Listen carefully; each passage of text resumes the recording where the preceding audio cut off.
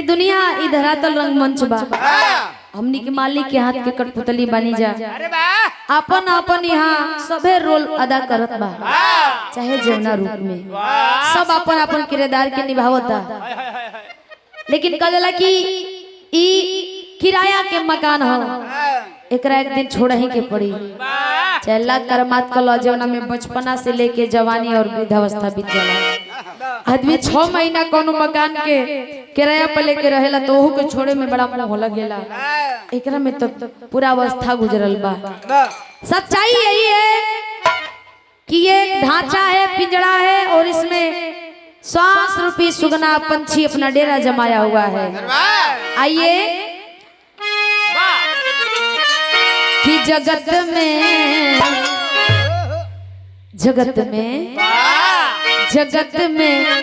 कोई न परमाने, जगत में कोई न परमाने,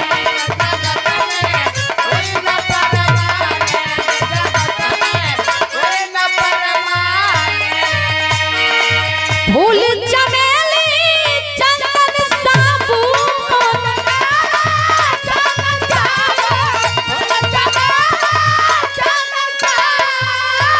शुभम भैया, गोविंद भाई, फूल चमेली चंदन साबुन चाहे लगा लो सेंट, जगत में कोई न परमाने, जगत में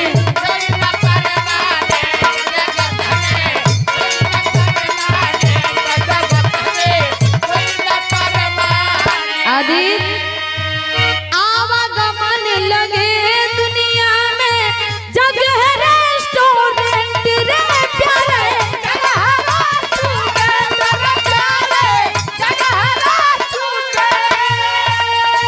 आवागमन लगे दुनिया में, ये जगह रेस्टोरेंट यानी कि होटल वही रहेला, रेस्टोरेंट वही रहेला। भैया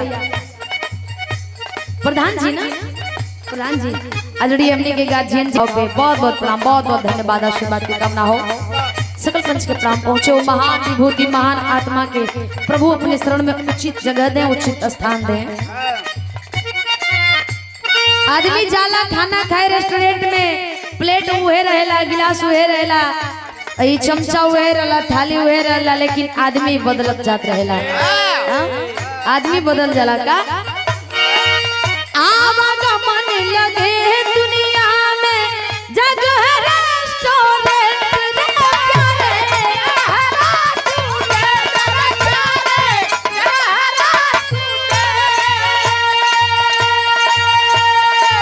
अंत समय में उड़ जाएगा,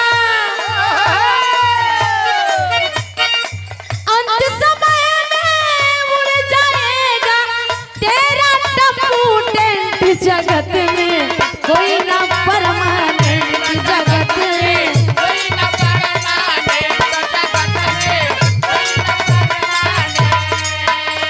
अब ई टेंट वाला भैया अभी मत कही हो कि जौना टेंट के नीचे गावत अड़ी यही टेंट के उड़ावत अड़ी, ना ना हम ई टेंट के नहीं उड़ावत, हम हई टेंट के उड़ावत नहीं। ई टेंट एक दिन जितना ही छज्जा छावल बा सब उड़ जाई आने में, है ना।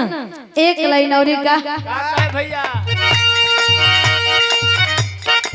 हरिद्वार चाहे मथुरा काशी घूमो दिल्ली कैंट रे प्यारे,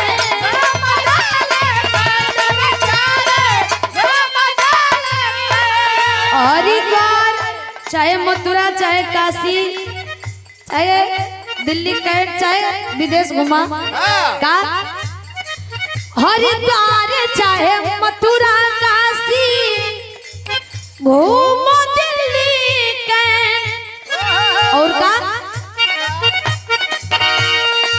मन में नाम प्रभु का राखो, मन में नाम प्रभु का राखो, मन में नाम प्रभु का राखो, धोती पहनो या पैंट, जगत में कोई न परमाने, जगत में कोई न परमाने, जगत में कोई न परमाने, मन में नाम प्रभु का राखो, चाहे धोती पहरो या चाहे पैन, लेकिन जगत में कोई ना परमानेंट, कोई ना परमानेंट भैया, कोई ना परमानेंट। एक लाइन और का, राष्ट्रपति या जनरल कर्नल चाहे लेफ्टिनेंट रे प्यारे,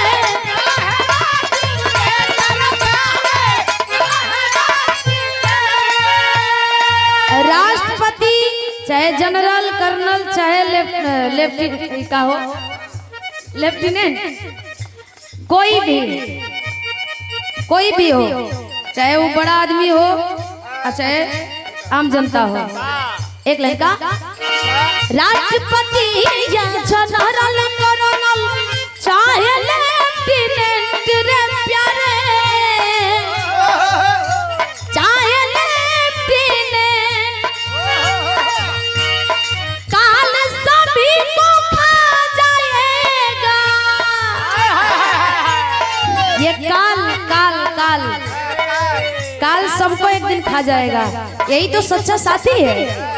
दुनिया में केतनो घर दुआर रुपया पैसा महल अटारी बना लो, छोड़ के जाए के परी, खूब फ्लाइट से उड़ो, बढ़िया महंगा गाड़ी ले लो, Scorpio, Bolero, Fortuner, Mercedes, Audi, BMW, Skoda, हाँ फरारी से घूमो, रेंज रोवर से घूमो, डिफेंडर से घूमो, सेट पाउडर लगा लो, है ना।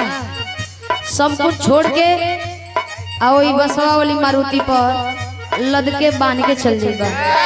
दुनिया के एक सच्चाई और बता देता नहीं कि दुनिया में बढ़िया काहे खातिर मरे के पड़ेला। जब तक मुआबा नहीं तब तक अच्छा साबित कब हो ही नहीं सकेला।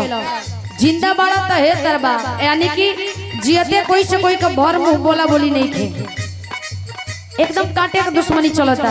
आ जैसे ही आदमी मर जाला तो लोग कहेला प्रोफेसर साहब रुआ आई, प्रोफेसर साहब लोग कहेला कि आहा हा फलाना के मरे के ना चाहत रहा, बड़ा बढ़िया आदमी रहा, लोग ये कहेला। यही से एजा बढ़िया काहे खातिर मरे के पड़ेला। और एक सच्चाई और है कि हेतना जन में केहू केतनो रास्ता में आवा जाता, केहू प्रणाम पलगी न करी। प्रोफेसर साहब केहू प्रणाम पलगी न करी, लेकिन अब एगो अर्थी के लाद दिहल जाओ, जब तक उस शमशान घाट पर जाके जल नहीं जाई तब तक दुनिया के प्रणाम करत जाई। बारे दुनिया करी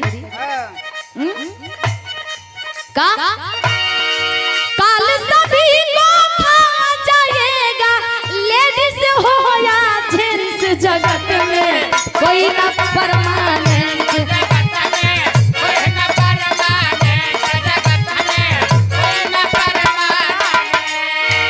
भंवरवा के तोहरा संग जाई, भंवरवा के तोहरा संग जाई, भंवरवा के तोहरा संग जाई। एक दिन भंवरा की कहानी सुन लो। हमरे पार्टी में एक जने हुआ, हम नाम ना ले, नाम मत लिए भैया, गईलन